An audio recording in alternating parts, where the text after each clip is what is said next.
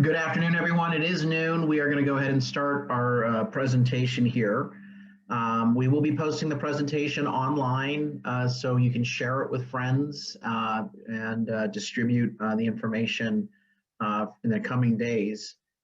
This presentation is on the next steps in the recall of Governor Gavin Newsom. If you have any questions, we will be taking questions at the end of the formal remarks. In the Zoom app, all you have to do is either type in your question in the Q&A box, or you can click raise hand and you can ask your question at the end using the audio and video function. If you're on the phone, just hit *9 to raise your hand and we'll call on you. You'll hear a tone indicating you're next to be called on.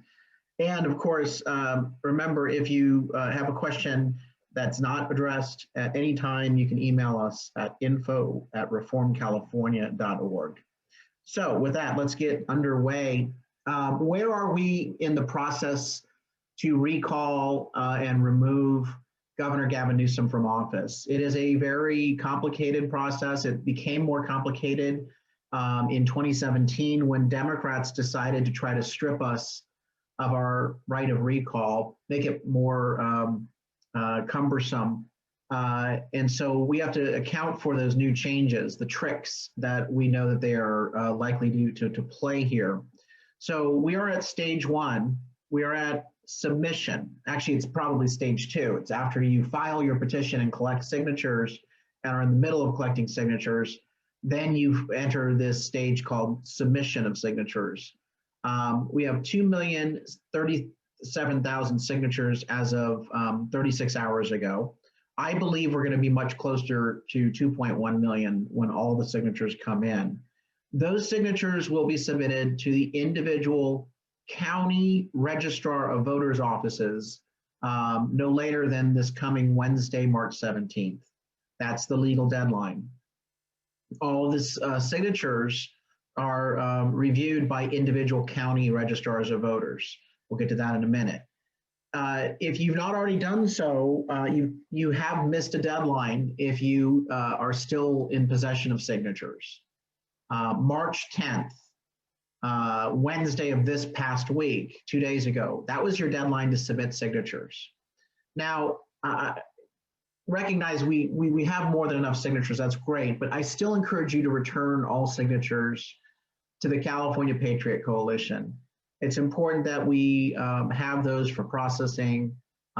It's possible they might still be able to be submitted, but March 10th was the deadline for you to get your signatures in. So please still just remember to return all paperwork now. Drop it in the mail today, at the latest tomorrow. But because we face a deadline of the 17th and we have to process and validate signatures, it's taken these extra days to do that. Then after March 17th, each county will continue to verify signatures and has to report to the Secretary of State monthly on their progress and their tally. We've been hovering at about an 82% validity rate.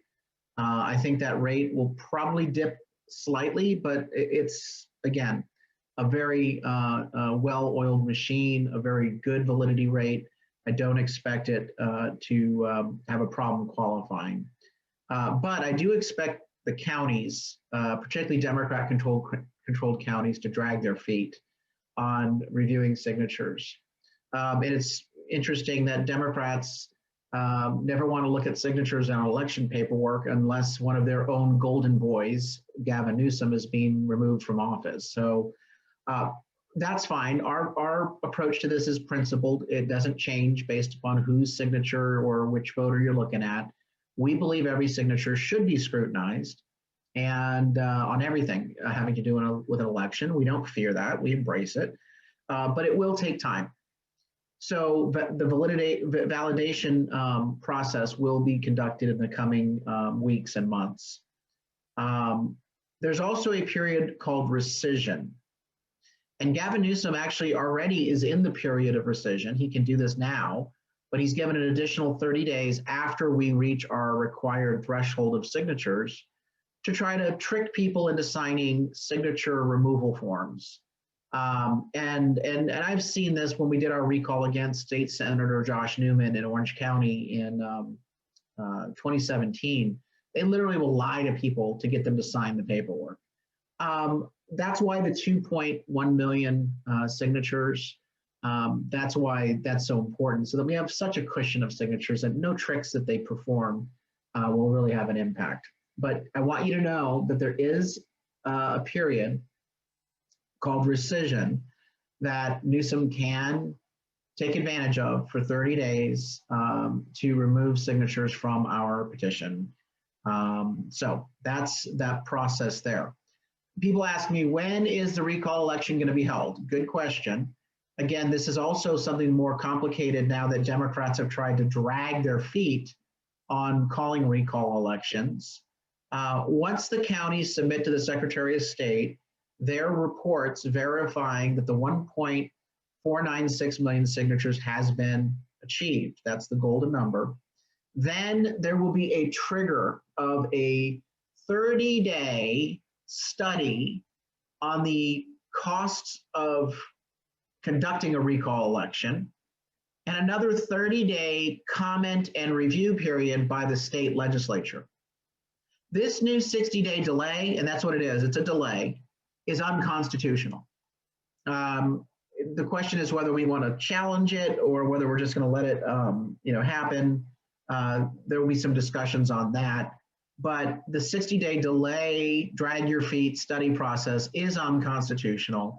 Nothing in our state constitution provides for this sort of wasteful exercise. And so we're going to build that into our timeline here.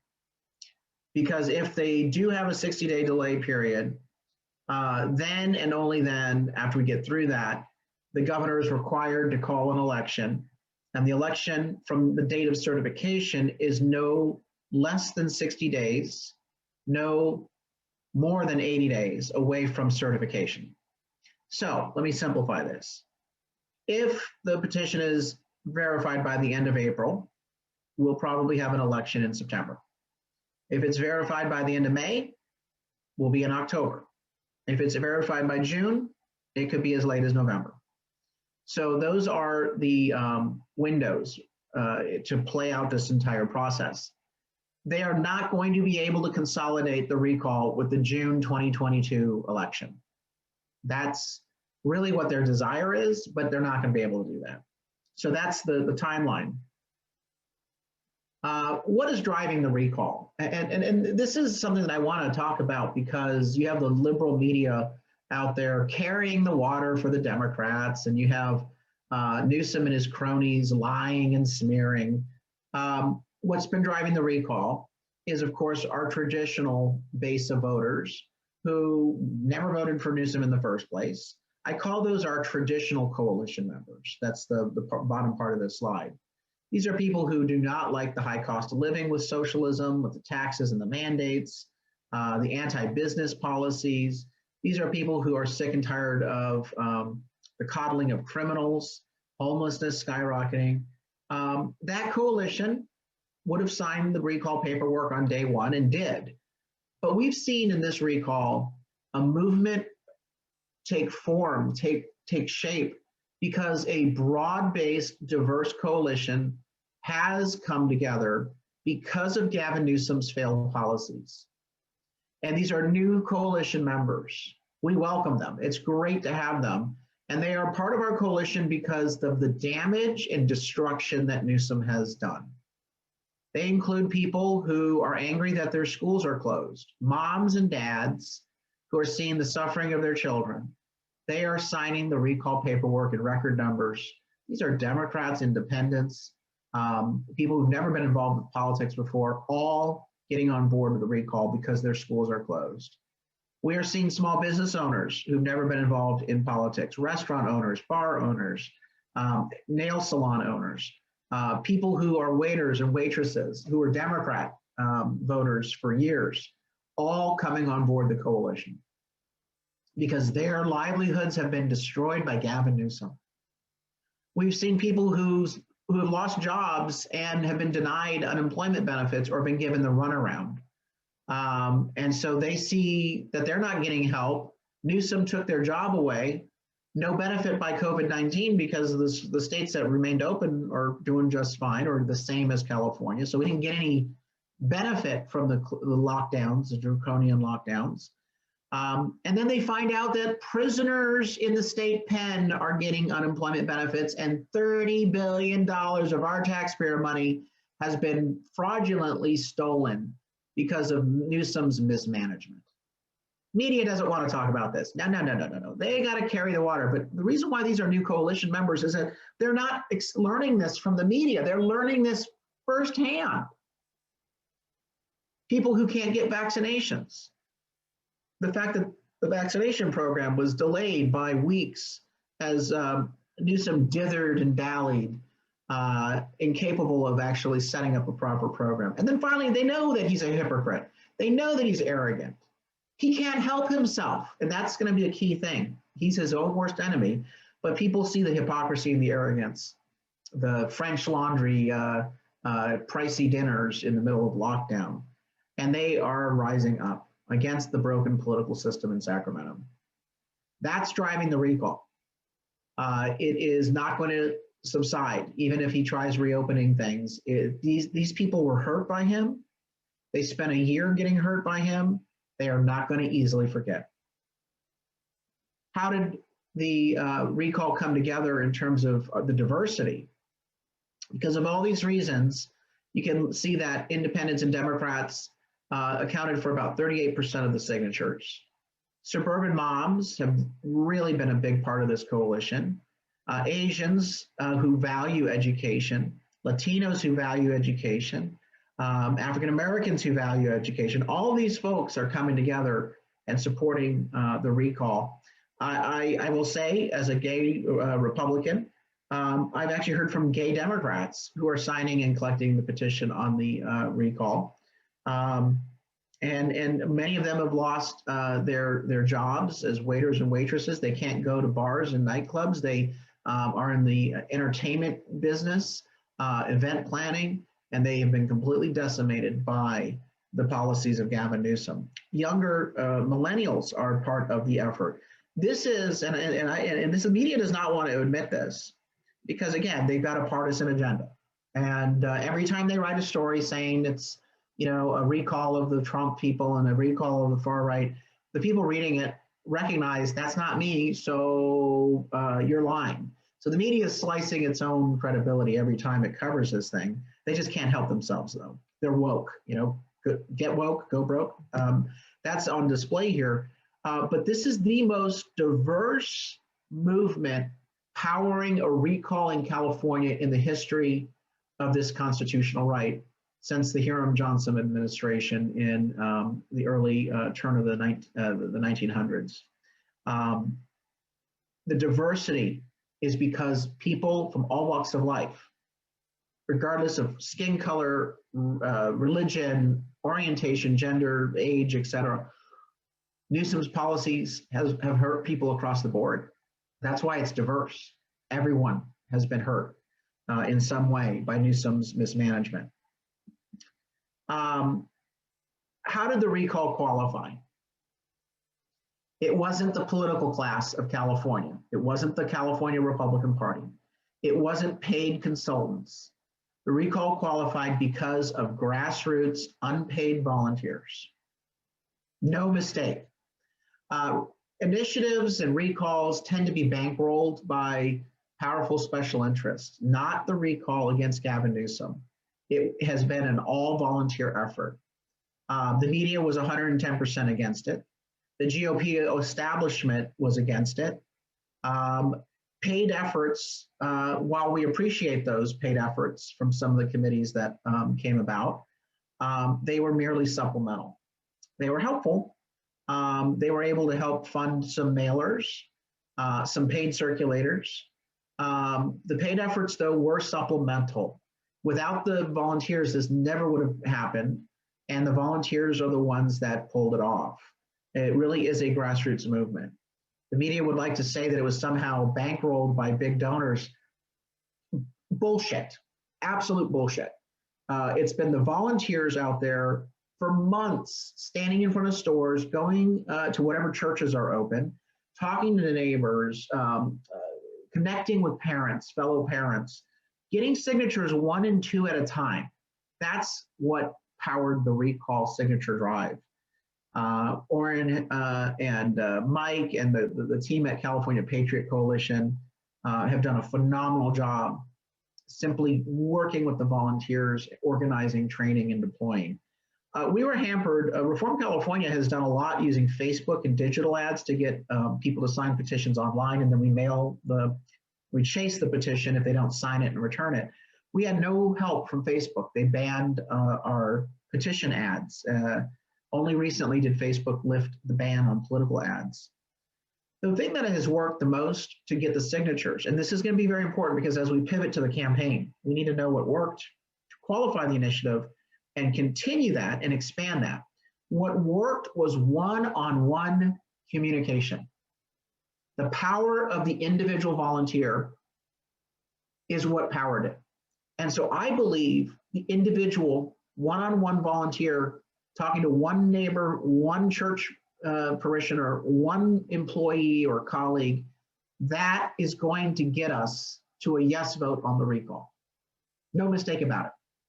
And if we're going to win, and we are, we have to get the volunteer base expanded dramatically and equip them and mentor them and motivate them to do the one-on-one work that needs to happen in the coming weeks and months. The good news is that the volunteer core base in this movement is pretty significant, 70,000 core volunteers. This does not include someone who received a petition and sent it back in just with their one signature or members of their household. These are people who actually carried it in their purse, in their briefcase, in their car, in their glove box, and were giving it out everywhere, standing in front of stores and doing multiple signatures. So 70,000 core volunteers is great. What will it take to win the recall, the yes vote? There are 3 things. Newsom has to keep being Newsom, and I will tell you, he will not disappoint on that front. He is so arrogant, he can't help himself. His speech 2 nights ago proved it. Instead of coming out and apologizing and being humble, Newsom was an arrogant prick, as he always has been. He lied to people, and when a politician lies to you and yet you've experienced reality, you never trust another thing that they have to say. So Newsom is being Newsom, and I think that's great for us. We, though, have to stay on message, and we'll talk about that in a minute. Second, we have to dramatically grow the grassroots volunteer base. We won the signature drive phase of this effort with volunteers. We will win the campaign with volunteers. We are not going to win by getting fair coverage in the media. That's not going to happen. We're not going to win through TV ads. They're going to outspend us on TV. We are going to win on the ground, one-on-one, which is why the grassroots and volunteer efforts are so crucial. And then finally, the third strategy is we have to make sure they don't steal the election. You have to demand election integrity. So let's talk about messaging first. Here's what Newsom's message is going to be. Trump, Trump, Trump, racism, racism, racism, white supremacy, rinse and repeat. He is still running the tired campaign messaging of 2016 to 2020, where you just scream white supremacy, racism, homophobia, blah, blah, blah, Trump, Trump, Trump, orange man bad, and that distracts voters' attention from your own failures. It's worked for them because the media will cover for him 110%. You'll also try to say, everything's perfectly fine. It's fine. We're a model. We're doing great. That will be the downfall. I don't believe that the voters are going to fall into the trap of the Trumpity Trump, Trump, Trump, or the screaming racism. Our messaging has to be disciplined, and here's what it should be. Answer the charge and pivot, make the case. So answering the charge, simply say, screaming racism again to distract from his failures. We are the face of California. We are diverse. The movement is diverse. We represent Californians from all walks of life who've been destroyed, who've been hurt by Gavin Newsom. No matter what your color, creed, background, ethnicity, sexual orientation, Newsom's policies have hurt everyone across the board, except for the rich, except for the privileged. The corrupt system in Sacramento is clinging to power with these racially divisive smears. And then make the case. He destroyed your jobs. He failed to do his job. He didn't actually get the vaccines out on time. He didn't get the unemployment benefits out on time. And he hurt your kids permanently in many cases. This is not going to be too hard a case to make.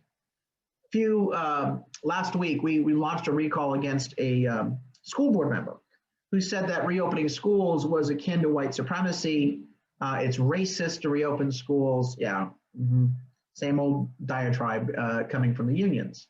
But what I was impressed by was the fact that as we were doing our press conference, we had a lady stop by the press conference. And she simply was walking her dog, and she said, "What are you doing?" We said, "We're doing a campaign to recall a school board member." And she said, "Is it the one that said white supremacy is the reason why we should keep the schools closed?" And we were like, "Yep, that's the one." This is what she had to say, and it was caught on tape by the media just covering our press conference. Again, we did not plan this. We did not script this. She was just a passerby. This is what this woman said.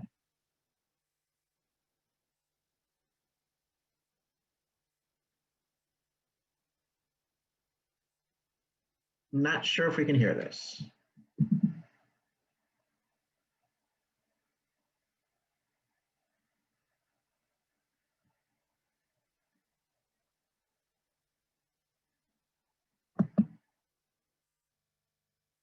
The chairman of Reform California is organizing a recall campaign. All right, so my audio was down, but I hope you heard it.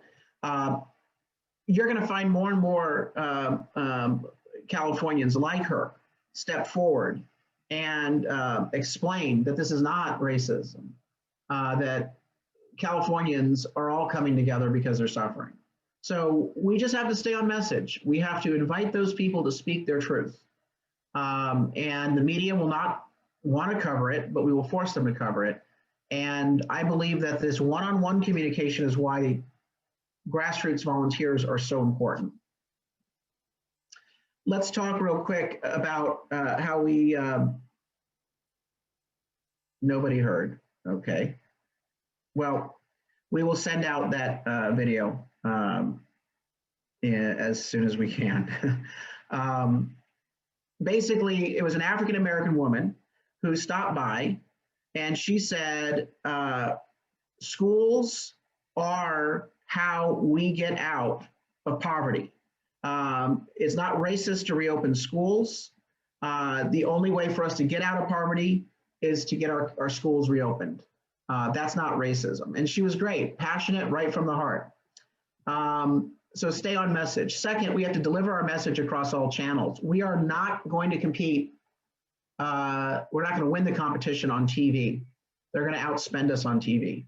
But we will be able to focus our efforts on digital platforms, which is where a lot of people are getting news and information, such as Facebook, Instagram, streaming, email, texting. We're going to do a lot of personalized mailings. The handwritten number 10 envelope are working out real well for us. We will do TV and cable targeted as we can raise the money, but we want to fully fund our volunteer grassroots program, our ground game, our door-to-door, our digital media as much as possible. We will do a statewide bus tour, press conferences to make the case against Newsom and his failures. But where the real action is going to be is our grassroots. It's going to take time and money to recruit, but my goal is to expand the core volunteers from 70,000 people to at least 250,000 people. I'd like to get closer to 400,000 people because my goal is to get each volunteer to be able to reach out to anywhere between 10 and 20 people in the last 6 weeks of the election. Those personal contacts will be golden in communicating our message. We'll recruit volunteers by sending 500,000 personalized mailers. This is the handwritten note, mailers to volunteers that we've targeted as likely to be willing to be volunteers. These are people we select using a variety of data points that we are able to collect on individuals. And this helps us rebuild our volunteer network throughout the state. We also have to train and equip volunteers through Zoom meetings like this one and give them the tools. All of our volunteers will be using an online app that allows them to text, email, call people on our voter file, as well as they will be alerted to events in their area, rallies, press conferences, that they can meet up with other like-minded campaign volunteers. And then in the last 6 weeks, we really have to get them deployed with volunteer conversations with their friends by getting them the message points, going door to door with the door hangers, knocking on doors, talking to voters at their home, texting and calling from home, and of course, making sure that we can hit the social media as well. Now, the third strategy has to be protecting the integrity of the vote, because we know that the Democrats have already passed the law putting in all mail-in balloting for this recall election. The voter rolls are a mess. They're filled with dead people, ineligible people, people that have left the state years ago, and the Democrats want all of those people to get ballots. They want the ballots to pile up in front of apartment buildings because they know that with ballot harvesting, as long as there's a bunch of ballots out there with no real ownership associated with them, it's easier to commit voter fraud. We cannot allow this to happen. We cannot allow what happened in the swing states in 2020 to repeat itself. Frankly, I believe that the problems with the voting in 2020 was not just a responsibility or the blame with the Democrats. I believe that Republicans in those states, particularly the state legislators, sat on their asses while the Democrats changed the rules. And they should have spoken up earlier, they should have sued earlier, they should have made the case earlier. And so we are not going to wait. We are going to be moving forward with as an aggressive a program as possible, given the fact that we are not in power. We do not have a lot of levers of influence. But the first thing we're going to do is focus on auditing the voter rolls in at least 10 counties. This gives us the evidence to go after them, the Democrats in court, seeking under a federal Voting Rights Act and Help America Vote Act lawsuit, seeking a temporary restraining order, preventing the Democrats from using an all mail-in ballot election until such time as the court can be satisfied that our voter rolls have been cleaned up. That is the targeted move that we have to make. And then, of course, we have to aggressively watch every single activity of electioneering on the part of the Democrats with videotape, capture it as it's happening before Election Day, file the lawsuits before Election Day. We've got to make sure that the case is made throughout the whole process, not after the fact when you're scrambling around trying to get affidavits and trying to get evidence. I believe that the only way Newsom survives is by stealing an election. I truly believe that they are going to try to harvest their way, harvest a bunch of ineligible ballots to try to win this election. I still don't believe, even with all the ballot harvesting, if we can get our disaffected Californians to the polls, people who've been hurt by Gavin Newsom, we should be able to win even with their cheating. I know a lot of you have asked this question, how do we get a good candidate? We've got time. We've got time. As you saw in that last, the first slide about the timeline, it'll be several months before the election date will be called. I do believe there will be 80 candidates, 80, because the threshold to become a candidate is not particularly hard. We will also see a variety of new candidates, I believe, enter the field. I think that obviously there are some candidates that are exploring it, like Rick Grinnell, that would be instantaneously the front runner in any sort of recall effort. But I do believe there's other candidates quietly weighing whether they want to get in.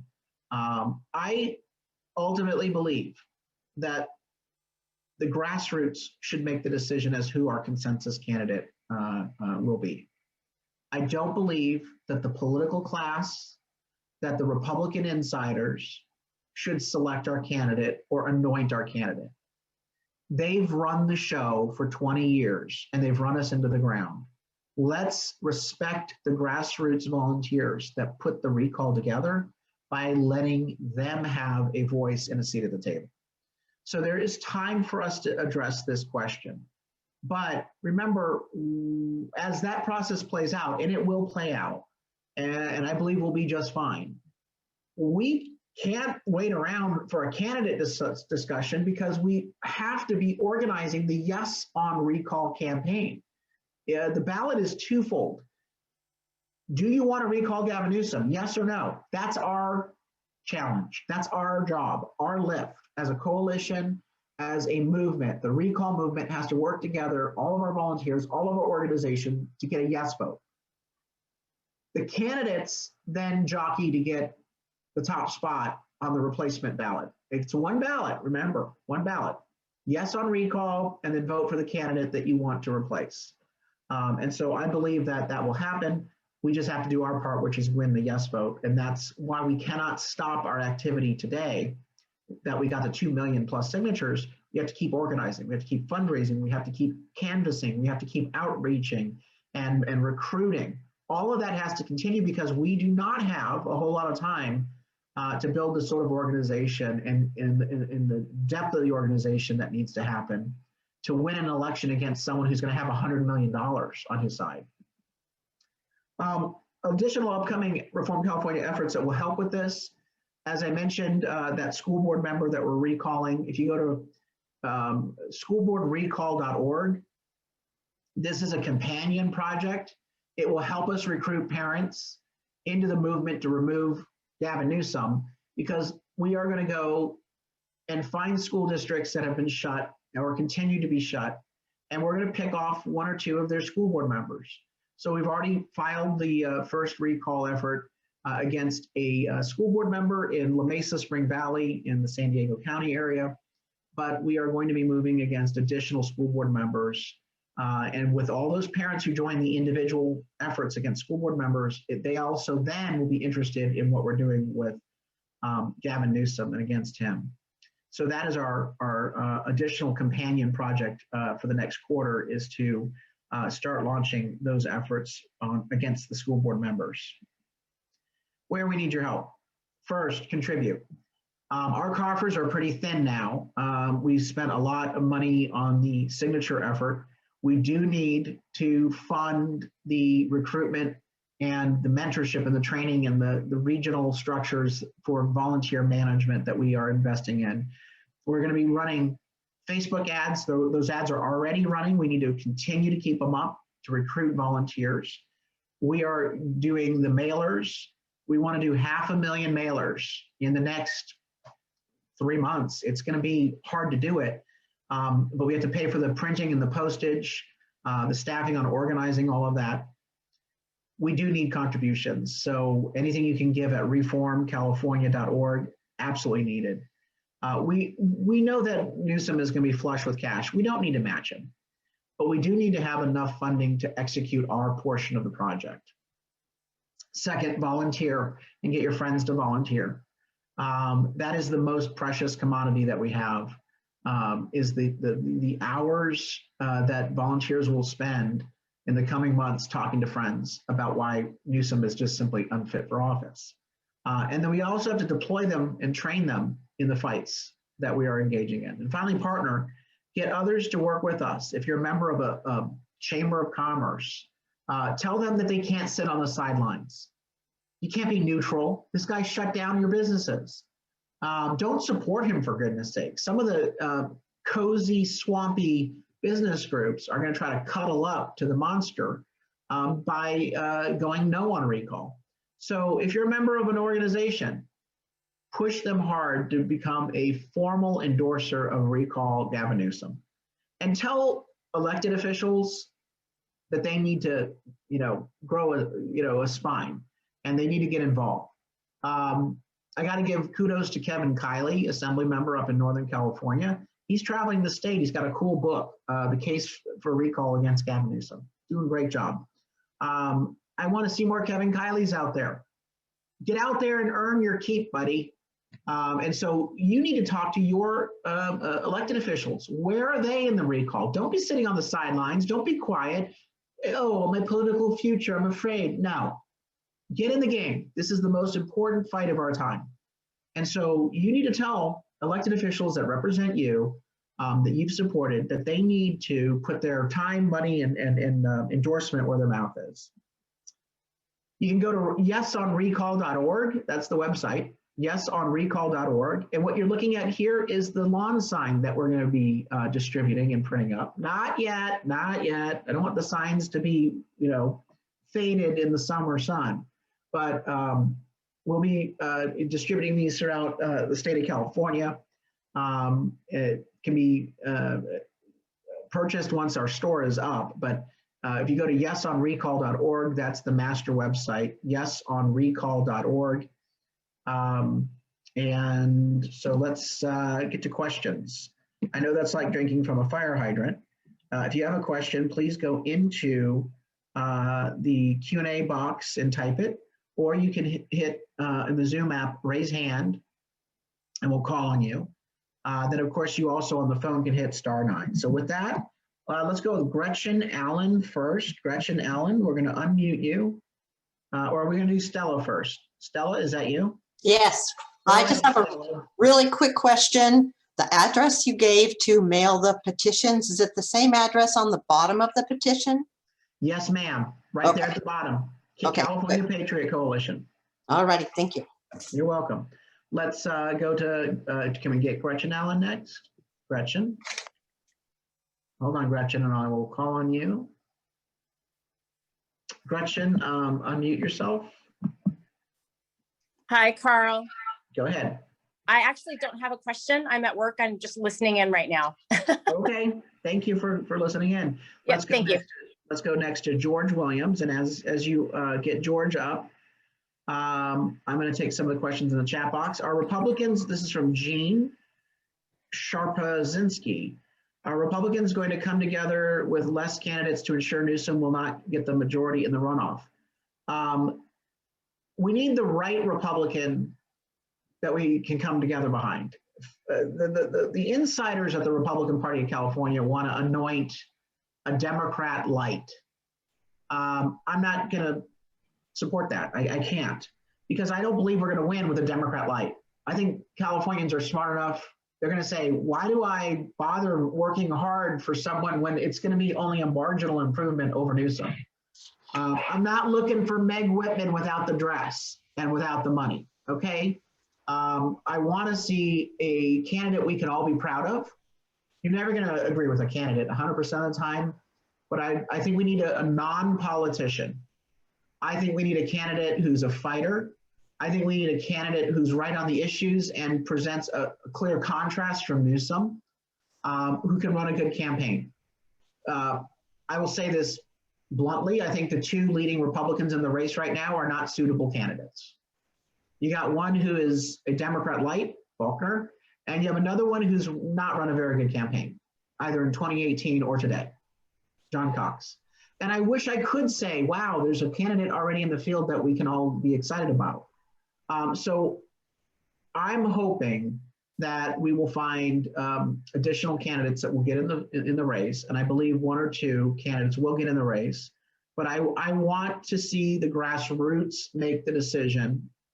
I trust them far more than I trust an insider from Sacramento. So I do believe we will get down to one candidate. It will be a process, but you believe in the free market? I believe in the free market. I think the free market will solve this. I think that the support will gravitate towards a non-politician, bold alternative, and that's what it's going to take to win. Let's go with, do we have George Williams, or we go Susan Abbott? Susan, go ahead, please. Hi, can you hear me okay? Yes, ma'am, you're on loud and clear. Okay, I'm an appointed person for San Francisco County, and if anybody has any petitions, email me, and I will give you the address of the county person, and you can mail your petitions directly to them, and they will be able to send it. They're directly submitting petitions to the registrar of voters. I put my email in the chat there. It's Recall Gavin SF, like for San Francisco, at gmail.com. All right, Susan, thank you so much. And then your petition will count. Very good. Okay. Question is, when does the rescission period start and end? Well, the rescission period technically is already started. Newsom can collect rescission signatures anytime he wants. It ends 30 days after the Secretary of State determines through the counties that enough signatures have been collected. So it's just a way for the Democrats to drag this out, okay? It's a delay tactic. And it could destroy the effort if they can get enough rescissions, but no, we'll have enough valid signatures. And if they start lying to people to con people into signing things, we'll go after them.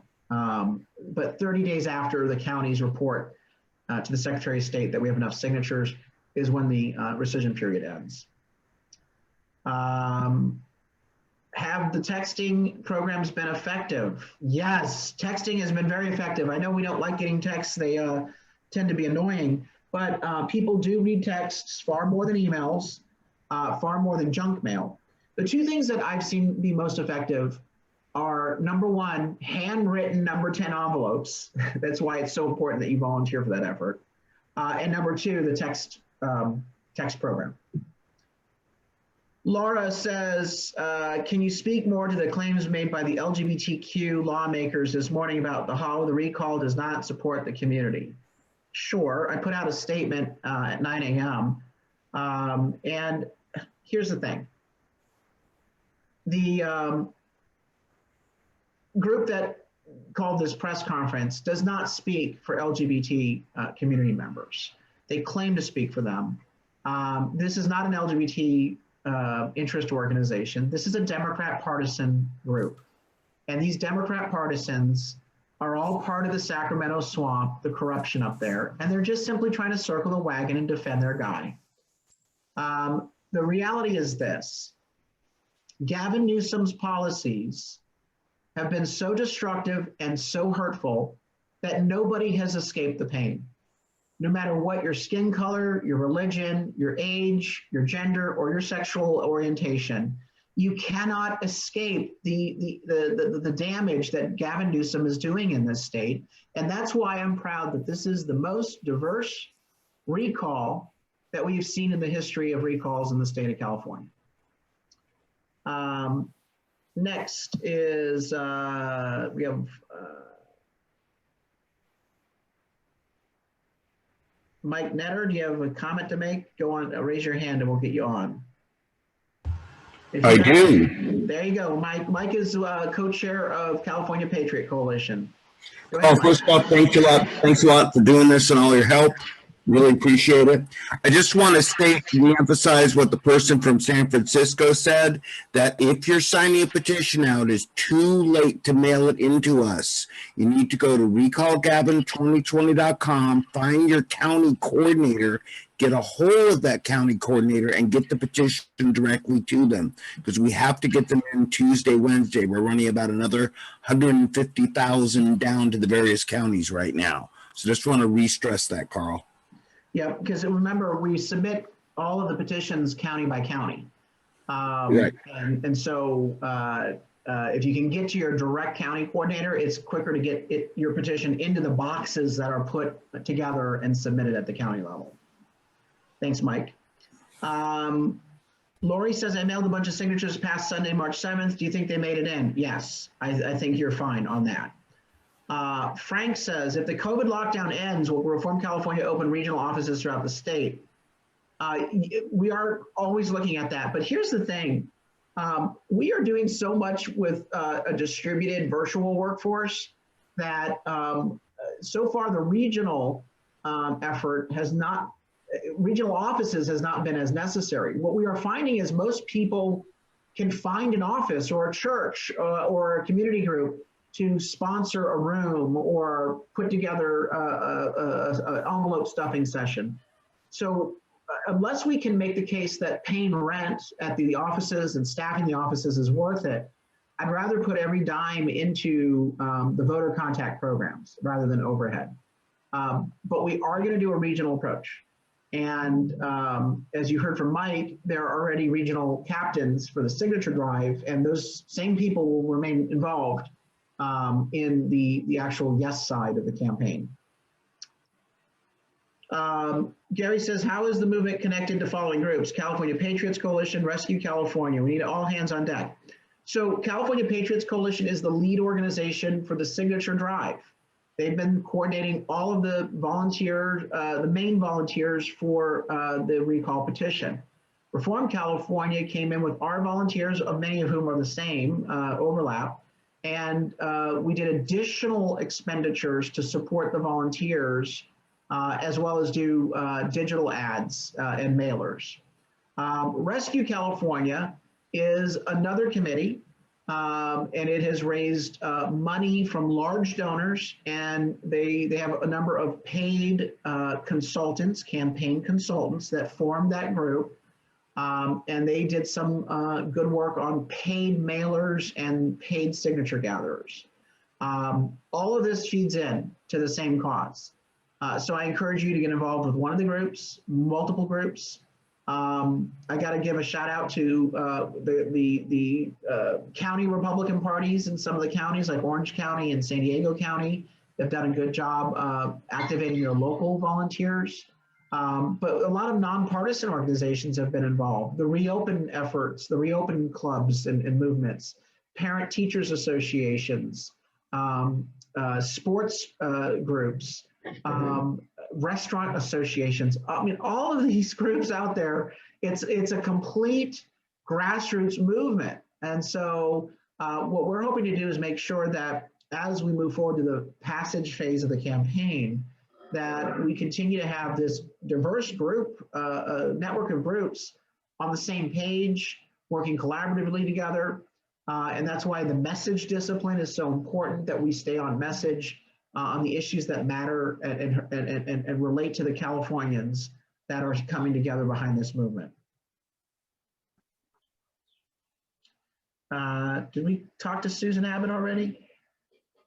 You want to highlight Susan Abbott? I'm not sure if we already did that. What is the app for the phones so we can stay up on the issues? We're rolling that out shortly. Right now we're using the i360 app for phone calls, texts, and other work. When we go into the actual campaign phase, I believe it's probably going to be i360, but we're talking to a couple other providers. But the important thing is to be on the app so that you can get the voter file for your neighborhood and knock on the doors that you need to target. All right, Susan, I see you're unmuted. Go ahead and talk.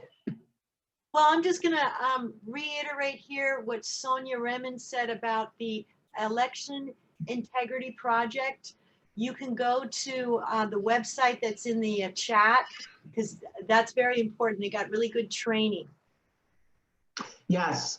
When I talk about monitoring elections, that organization does a lot of good training to monitor elections. When we talk about the audits and the lawsuits, obviously, all the groups are going to work together on that, but there are 3 groups in particular that are moving forward with the audit effort, Reform California, Transparency Foundation, and a 3rd yet to be announced group, working together on this real aggressive election integrity audit of the voter rolls. We plan to take down the fraud-prone motor voter program that the Democrats created. We want to make sure that the mail-in ballots only go to people who are legitimately requesting the ballots and are expecting the ballots. So that effort is also going to be launched in the next several weeks. 2 last questions. How much problem do you think the mail-in ballots will be? That's from Scott Riker. I think the mail-in ballot issue can be devastating to an election. And that's why the election integrity effort that we've launched is focused in on cleaning up the voter rolls first. And this is why I'm so excited about this strategy. Federal law has a federal legal requirement that registrars for every county and election officers for every state have an obligation under the law to maintain accurate voter rolls. And we know in the state of California that the Democrats have prohibited local county registrars from actually doing their job as compelled by federal law. No one has filed this sort of lawsuit yet. I'm excited about it because I know that this was probably our best shot to force a cleansing of the voter rolls to make sure that only eligible people are on the rolls. And don't give me this nonsense from the media that this is voter suppression. The only voter suppression I've seen in the last decade are ineligible ballots canceling out the votes of eligible voters. Let's be quite clear about it. The only group that's trying to do voter suppression are people trying to get ineligible ballots counted in an election. And it's time that reporters start accurately reporting and titling their stories as such. One last question. Lori says, I'm interested in helping with a recall. I have political experience. I arranged to have a recall table with several volunteers in front of most grocery stores in my neighborhood.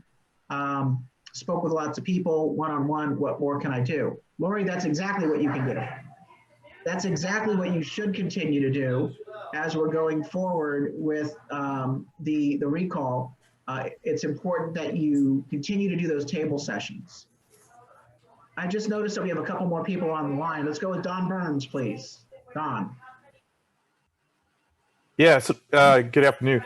I was asking, besides cleaning up the voter rolls, has anybody ever looked into implementing an electoral college of the counties here in the state to try to break the stranglehold of, dominated, basically giving the rural areas,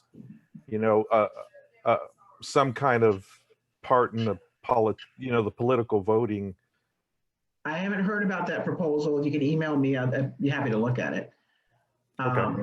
Let's go to Gary Parks, please. Gary? Hi, can you hear me? Yes, go ahead. Okay, I was wondering, I experienced kind of firsthand, when we at the last recall, we took in a bunch of votes. I happened to put in my signature late, and I actually went with the person we were turning in votes at, the one on Ruffin Road.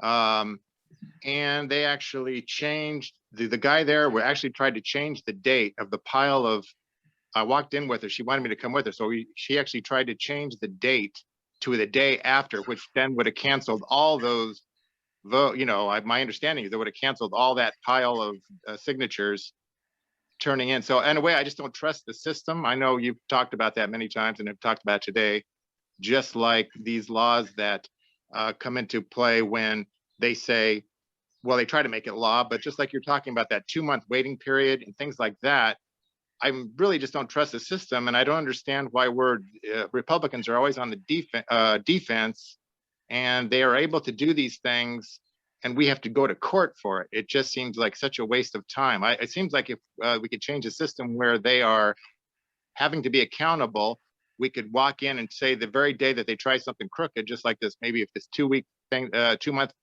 thing that you were talking about is unconstitutional, why can't we just go into their office that day and say, take that off right now? Why do we have to go to court if it's unconstitutional?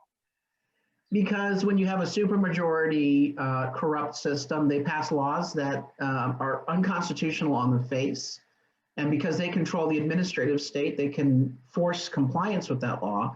The only way for us to throw out that requirement is to get a judge to agree with us, and that takes time.